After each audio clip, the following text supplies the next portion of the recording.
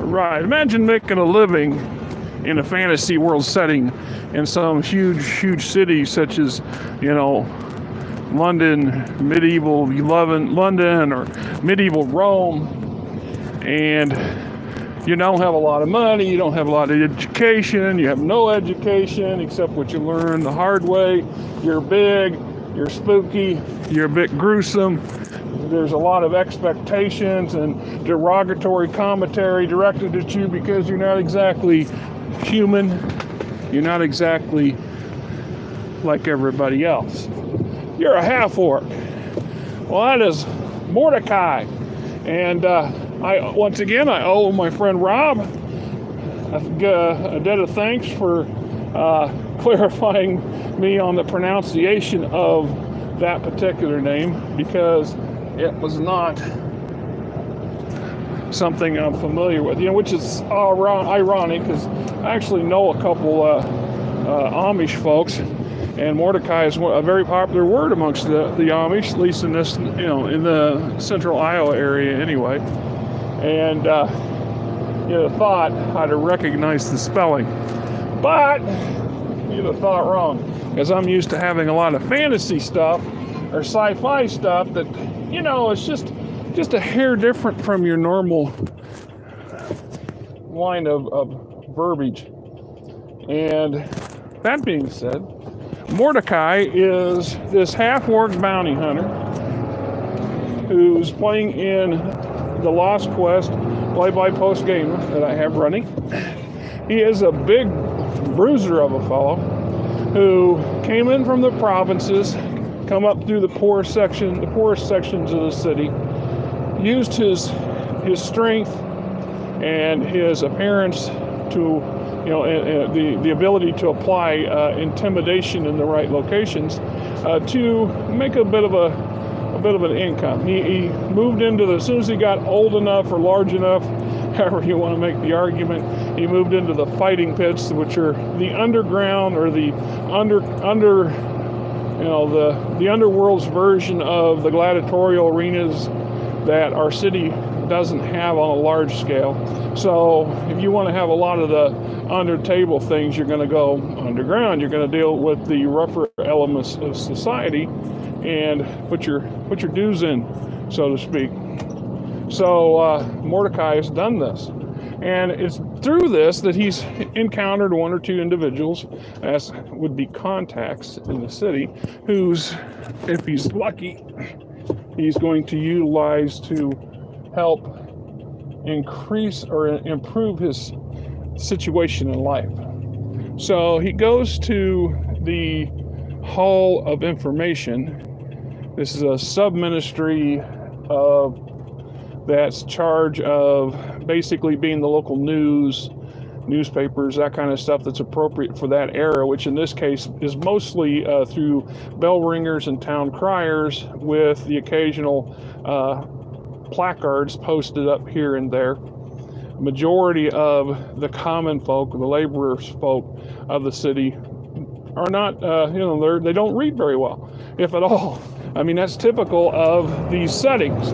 So they have to have people read it to them or tell them. This is why characters like Livy's character, the bard slash town crier, is an important position and an opportunity for her as a stepping stone to bigger and better things. Well, Mordecai wants his bigger and better things, and he doesn't necessarily want to be a thug or a bruiser. He's not looking to be the token bodyguard. He wants to do, something right at the same time he wants to get paid for doing so. And he has an opportunity to get the drop on wanted individuals through this contact working in the Hall of the Ministry of Information. And basically, he gets to get a heads up when they're about to put a wanted poster out for somebody, as much as a day in advance if he's lucky. And he cuts his contact in for a piece of it. Of course, when he negotiates with the fellow, he being young and aggressive, a little naive, I would suspect, he over negotiates or is too quick. He over offers 30% of a 50 gold piece reward, which of course the person giving him the information is like, well, yeah, we can do that. All right, I gotta stop for a second because I got a door on my truck that just popped open. Why would that happen unless somebody's been nosing around inside of it? Some people are bad about doing it where I work, certain ones anyway. Be right back.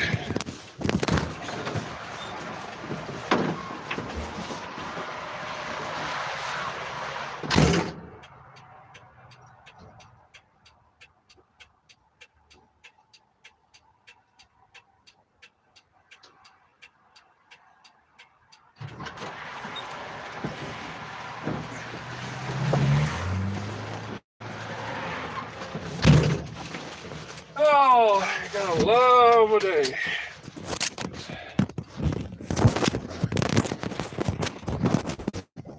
About 10 degrees outside. The wind's blowing a little bit, so it's making it even colder. This is one job I have today. I had one for an overnight, but it got rescheduled because the customer doesn't want us coming as often as we are. The toolboxes on the side of the truck are a joke. They have bad latches, so I use bungee cords to keep them, latched down. The one that was open is where they keep the oil, antifreeze, things like that for the truck. And there's no reason, I haven't been in it for a few days, so there's no reason why somebody should have got in there.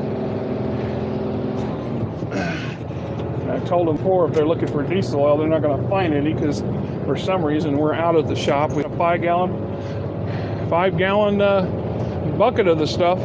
It disappeared.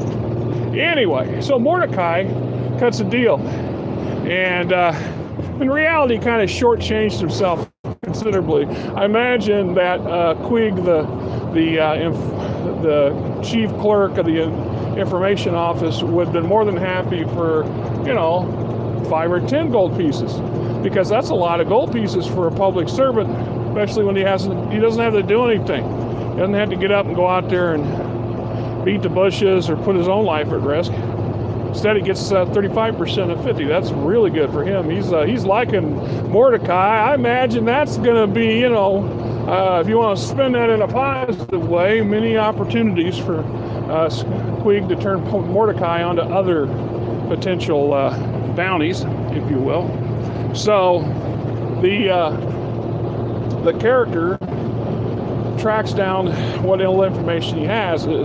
Quig gives him a tip too, that this guy is known, this particular fugitive is wanted for sedition and a grocery list of different things, everything short of murder, because they can't pin that on him yet.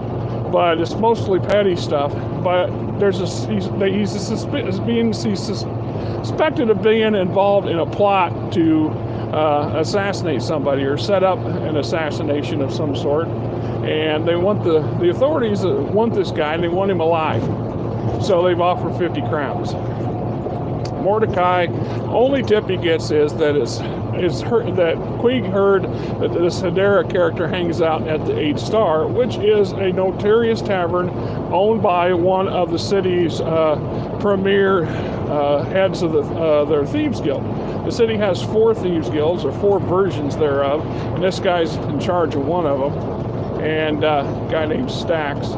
And so he sets himself up and waits to see if this Hedera character shows up. The character waltzes in, and actually comes running in because he's being pursued by the city guard. And immediately Stax orders his flunkies to intercept the guy, because the guy was making a beeline for Stax, and the last thing the head of this Thieves Guild wants is to be fingered by association. So, the guy knows that the guards are out to get him, that the word's out that this guy's wanted, and would prefer that he keep him at arm's length. So Mordecai sees this.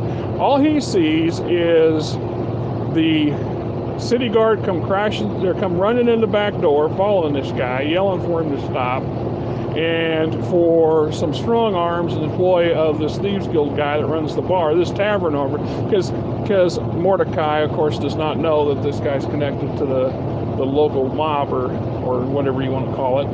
And so he thinks fast on his feet.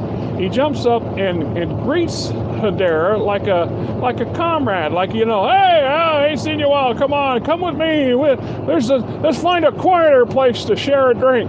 And he immediately grabs him by the shoulder and starts to steer him out heading for the front door, since the cops are coming in the back door. Hedera, of course, is flabbergasted. First off, he pretends like he doesn't know why the guard's after him in the first place, and he's desperate to get Stax, because Stax has got a way for him to get out of town. And Mordecai doesn't know this, and he doesn't know Mordecai. All of a sudden, this big, huge bruiser of a half-orc is manhandling him and trying to give him some friendly advice. Let's get out of Dodge. And he doesn't know what this guy's motivation is or what he's up to. He doesn't know him. And then the guard the senior guard, the sergeant, stop him. He's wanted for murder. And of course, Mordecai's seen the bolo. He's seen the wanted poster. There's no mention of a death warrant out for this guy. And of course, Hedera immediately protests his innocence, which sets off this huge, lively discourse between Mordecai and the guards and Hedera. In the middle of all this, Stax whispers to one of his lieutenant flunkies, who happens to be a red-headed drow. She acts like she's going to move in and take over Hedera and grab Mordecai's bounty, but so he gets ready to fight for his coin. And in a moment, she gets close enough, she leers and grins and whispers and says, Stax says there's 60 gold pieces in it if you get him to the docks. We got a ship waiting. There's a ship waiting for him on the docks. Get him there by sunrise. 60 crowns in your pocket. So now suddenly Mordecai's got two possible payouts. One is a lot better than the first one, because, hey, I got mine, and it wasn't through the official channel. So we will have to see how that plays out. Does he pay Quig his 30%, or does he, which would be 30% of 50, right? Not 30% of 60. I'm just asking. Is this the right thing to do, or does he cut his associate out completely and said, hey, I couldn't get him turned over to the authorities. He escaped on a boat. All that has possible long-term repercussions in this kind of environment. Meanwhile, this immediately takes out one set of problems, because the drow is withdrawn, and now it's just him and the guards. And there's this fellow that comes running in behind the guards who's carrying a crossbow. Actually, he's carrying a pair of handheld crossbows, and Mordecai has no idea who he is, makes the assumption that somehow he's connected with the city guard, and in the process of making for the door, decides to heave a chair in the direction of, the archer, because he's armed. And it just happens to be, that the sergeant and the guards are also in that general. So everybody has to duck, and our archer does not duck so well. He gets clipped in the shoulder. It's not very bad, but enough. And Mordecai, hoisting Hedera up by shoulders, goes rushing out the door and into the night. Now, we've established that it's a dark and foggy city at nighttime, lots of shadows, lots of places to hide, and they're in the poor quarters, so the streets are narrow and the alleys are very convoluted. So Mordecai has a little bit of knowledge of the alleys and the streets, but not a huge amount. Rushes off straight down the nearest alley, trying to get some space between him and the guards and anybody else chasing him out of the bar. Now, typical of quick thinking on the case of our half-orc, he reaches into his pouch for a bunch of coppers and the odd silver piece and throws them into the air as he rushes out the door. This has the desired effect of having a half dozen or dozen or so bar patrons go crazy as they all dash for they all dive for the coin. because booze money is booze money. I don't care where you're at. And the copper's worth a lot to a poor guy. So all of a sudden, now the guards are tripping over people and cussing, yelling. There's a shoving match going on. The guy in the bow and the guy with the crossbow is delayed a little bit more.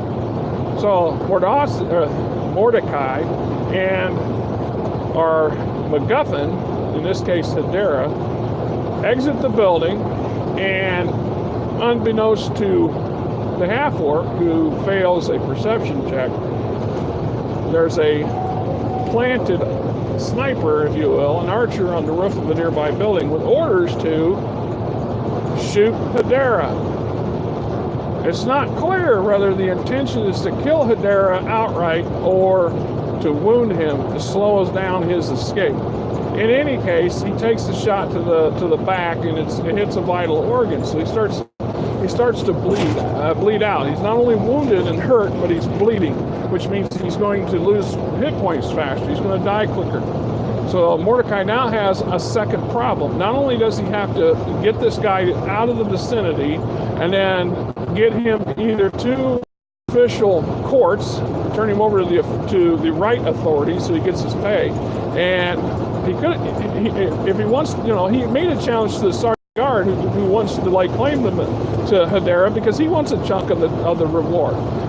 The half-orc, he made that offer. He made that implication. Well, let's all go down to the precinct, if you will. All go down to the guardhouse, or city watch, or the prison, or whatever passes for the wherever the headquarters of the authority is, so he can turn this guy in and get that reward, and maybe pay off a little, pay a few people, pay off his buddy, and still end up with some coin in his pocket. Well, the guard don't want to do that, because the guard in his head is thinking of the 25 gold pieces him and his two chums are going to split unevenly, of course, and wants this bounty for himself. This is a dark city with a lot of corruption going on in there. There's plenty to be had if you know how to manipulate the system. So Mordecai is already, that door's shut. So Mordecai now has a wounded Hedera, and now has to figure out how to get him to some help. If this guy doesn't make it alive to the docks or to the city authorities, in either case, he's worthless. It's not that Mordecai would be held responsible for his death. Nobody really cares about that, although Mordecai hasn't considered that because it hasn't come up in either the dialogue or his internal thought process, which is what play-by-post is excellent for, because the players can have that internal musing and that internal dialogue with themselves as to about what they want to do or what they think they can do or how this is going to play out, etc. And it can be rewritten or written in such a manner that it sounds like in character. So Mordecai has to decide what to do next. Luckily for him and for Hedera knows of a street healer who will heal for nothing. That's the rumor. She don't ask questions. She don't talk to nobody. She's young, and she's free. She does her stuff for free, which is kind of important since Mordecai's don't have a lot of coin in his pocket, and Hedera at the moment, it's assumed, doesn't either. Since Mordecai hasn't shook the guy down, hasn't searched him, we don't know what Hedera is carrying. Hedera could be armed, right? Could be carrying some kind of magic. Don't know. So we leave that encounter at the tavern behind, and we crash right into the next encounter. So as Mordecai and Hedera are navigating the streets and working their way to the other end of the port quarter, where the rumored healer is supposed to live in what appears to be an abandoned wagon, and they call it a Bardo wagon, one of them rolling gypsy wagon looking things, or snake salesman wagons, or however you want to look at it. It's a house on wheels. So, it's not actually fantasy, I guess, an ancient world version of an RV. Yeah, there you go. So anyway, Mordecai rushes off into the darkness, and at some point along the way, they get set upon by a group of thugs. It's a dirty, dark area, and it's a dangerous area, and it's foggy, and there's lots of shadows, and there's all kinds of cut purses and burglars and nether dwells roaming the streets at night because, you know, that's how some of them get paid. So in this case, these poor bastards make the wrong choice to confront Mordecai in his huge glaive and say, hey, turn over your valuables. Of course, they don't know that Hadera's worth anything. They just think he's a wounded dude or, you know, or drunken dude at the moment until they realize he's wounded. And when Mordecai basically gives them a choice, run away or die, they don't take him serious, and they press the leader presses the attack. So Mordecai gives him a growls, doesn't say another word, just rips his big glaive, his big heavy meat chopping sword out of his scabbard, and immediately cuts this guy almost nearly in half. Hits him in the hip and drives it deep enough to almost sever his leg. The guy screams and dies almost instantly. The second of the three thugs takes one look at this, wets himself, screams and wets himself, and turns around and rushes off into the darkness. Doesn't get very far because from Mordecai's standpoint, he hears a distant kind of foggy scream, a second one, and what sounds like could be a bow and arrow or a twang of a crossbow. He's not really paying attention at this point. Goes rushing off to deal with, there's a nice fellow sitting in the ditch. Yeah, got a little yellow tape on him. He's been there for a few days. So the weather's been a little dodgy down here. I was down here last week, took this same off ramp, and there were people spun out in the ditch when I went out, and there was more people, different people in the ditch when I came back. So let's hope this one looks clean, looks good. Thankfully, I only have to go to this small town nearby and go do a smokehouse. Yeah, grease trap in a smokehouse. Place smells good. Never ate there. But anyway, so Mordecai, third guy, he more or less gives the third guy, you know, that look, run away. Do yourself a favor, do us all a favor, go away. Third guy starts screaming, you killed me, brother, you killed me, brother. Ah! Pulls a big fancy dagger out and goes after the half-orc with it. Half-orc makes short work of this guy. Bang, bang, he's down. No real challenge there. You know, a few experience points. Mordecai should have, or the bad guy should have run away, but I roll the percentage, and I tend to like to do that. That's my gig as a GM, as the game master. I don't always make that choice for the NPC. I have a little chart that tells me the motivations of my NPCs, and I roll a D100, and I add a few modifiers based on a few things. Do they have support? You know, are they wounded? Did that support suddenly leave? Are they related to somebody here? Are they invested in this particular scenario? Do they want, you know, do they need to stick around, or do they find another reason? Anyway, this guy basically fails his role to run away, or succeeds his role to stay in bravery and defend his dead brother, or get some payback, get some revenge, which, you know, you always have to go and ask yourself, what are you thinking? You know, really, what are you thinking, boy? Run away. Use your brain. Jeez. So, anyhow, our intrepid half-orc makes mincemeat of the guy, right? And pauses just long enough to retrieve the dagger, because the dagger was a very fine weapon, very nice, and it was too valuable to just leave laying on the cobblestones. Might as well, you know, cash in a little bit here. Now, if our intrepid player behind the half-orc wants to know more about this, we're in a city. He needs to seek out somebody that's a specialist and could tell him more about this weapon, other than the fact that later in one of the scenes he goes to shave himself. He's going to alter his looks. So he's going to shave his beard and cut his hair off, and about slices his face off, and slices his cheek, because this thing is razor sharp. So he realizes this is not your average mundane dagger. So there's a little bit of an extra little tidbit for him to chew on. Anyway, gets him. They find the healer, and the third guy, the archer guy, shows up from the bar. Now, this sets off, well, first off, Mordecai doesn't know he's there until the guy almost cracks an empty flower pot over his head. this does not bode well for the beginning of, two players meeting up with a third player in game. And so now there's this tension and drama between these two male characters, and they start having this discourse. Meanwhile, the healer manages to stabilize Hedera, saves his life, but he's still in bad shape, and is trying to deal with the fact she's now surrounded by a bunch of killers who keep talking about, turning this guy in or taking him down the docks and doing terrible things to him, blah, blah, blah.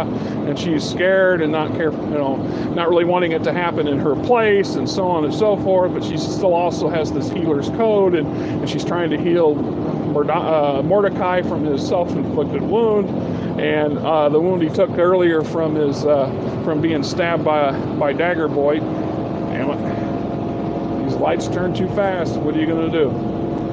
Anyway, so this is Mordecai. Now we got him at the wagon. Him and Alon are debating what they're supposed to do, how they're going to deal with it. And Hedera's under the influence of milk of the poppy and other nefariously nice healing meds and potions and stuff that doesn't involve a lot of magic, because our healer's low level. She doesn't have a huge amount of extra healing potions laying around, or healing spells. She's going to use them very carefully, and she has herbs, and she has herbal remedies, and she has a healer's kit, and capable of doing this stuff. So the guys have yet to decide what they're going to do, but Hedera starts babbling about these very cryptic things, like, all right, what's going on? It's always great. Of course.